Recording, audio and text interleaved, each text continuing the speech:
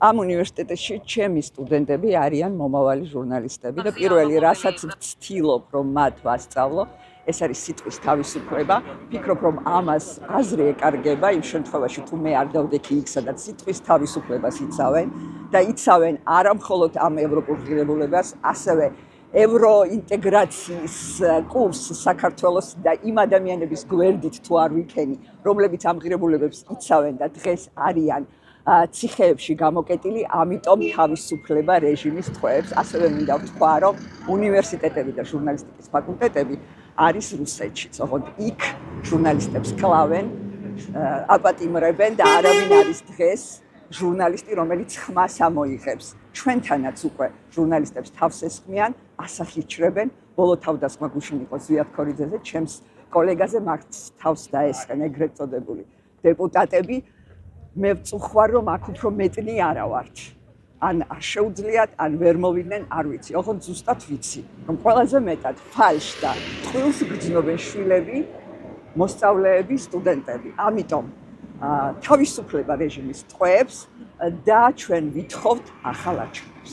უნივერსიტეტს ჩვენ გაგვაჩნია აკადემიურ თავისუფლებასთან ერთად გარკვეული ავტონომიურობა. ამიტომ ჩვენ მიზანშეწონილად ჩავთვალეთ პროფესორ მასწავლებლების გარკვეულმა ნაწილმა, რომ დღეს აშკარად ღიად გამოგვეხატა პროტესტი და შევერთებოდით სახალხო საყოველთაო გაფიცვას იფიცება საქართველო.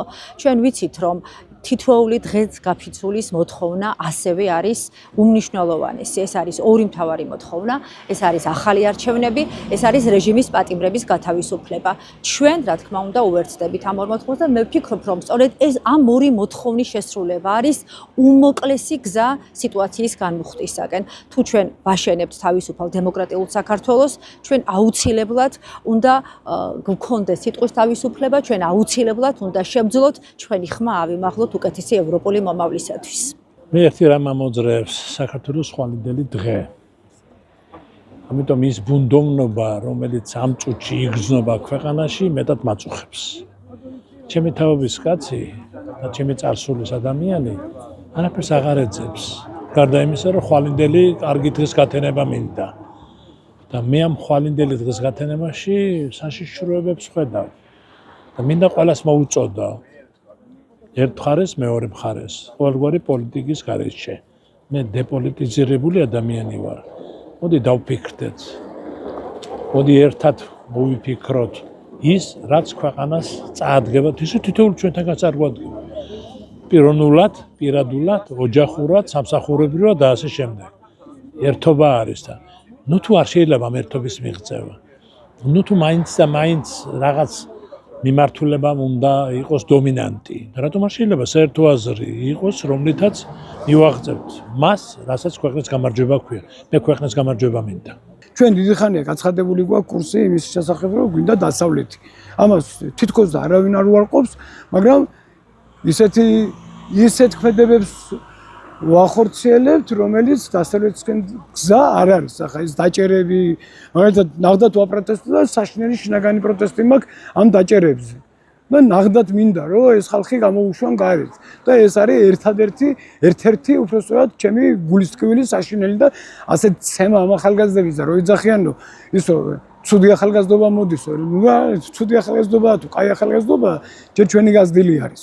და მე კიდე ეს ახალგაზრდობა იქნება, რომ დაგმარხავს და ჩაგვაგდებს მიწაში. თუ კი ჭკვით არ ვიქნებით და ამ მოსაცხადად არ გავიხსნეს საქმე, ისე ნუ იქცევით. მეორე კიდე, რაც თავარია, ხო არიან ძლიერები, თქვათ, ხო რომ იძახიან ქოცები და ნაცები და ვის რა პროცენტი და რაღაცა უნდა ამ პოლიტიკოსებს, ხო ძლიერები არიან, ხო დარწმუნებული არიან თავის გამარჯვებაში. დანიშნონ არჩევნები ამითი გაანეიტრალებენ ყველანაირად ამ დაძაბულობას და დაძაბულობა ფაქტია რომ არის, ხო? ამას ახლა ვეგავექცევით, ახლა უყურებთ. ამდენი ნაცემი ადამიანია, ხალხი არ ჩერდება ყველა ვარიანტში. აი, ეს ორი რაღაცა გაკეთდება, ჩატარდება არჩევნები და შემდეგ საზოგადოებას მიიღებს იმ მოცემულობას, რაც იქნება და რაც დადგება. გაიმარჯვებენ ქოცები, კი ბატონო, წავიდეთ რუსეთში. გაიმარჯვებს ოპოზიციური ფლანგი, დღევანდელი ოპოზიციური ფლანგი. წავალთ დასავლეთში. ხალხმა უნდა გადაწყვიტოს ეს ყველაფერი და არა ვიღაცამ ერთმა აღებულმა მთავრობამ ნაცი იქნება თუ ქოცი იქნება სულ ერთია ჩემთვის.